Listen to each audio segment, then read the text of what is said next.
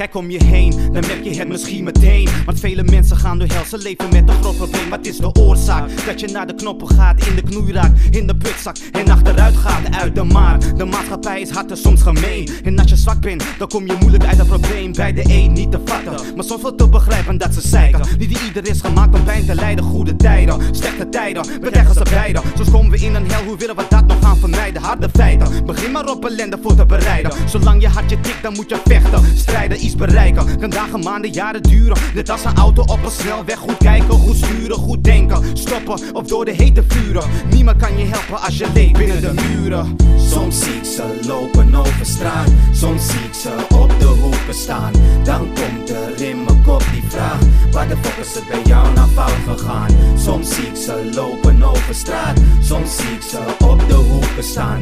Dan komt er in mijn kop die vraag: waar de fuck is het bij jou naar fout gegaan?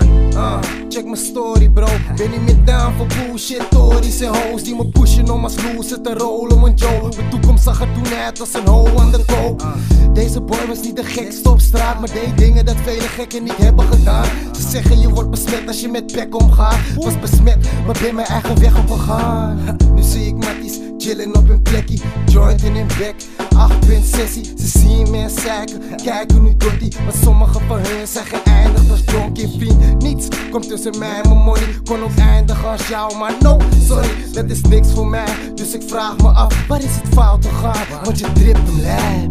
Soms zie ik ze lopen over straat, soms zie ik ze op de hoeken staan.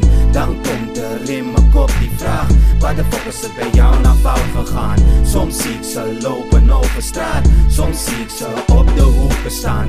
Dan komt er in mijn kop die vraag: waar de fuck is het bij jou naar fout gegaan?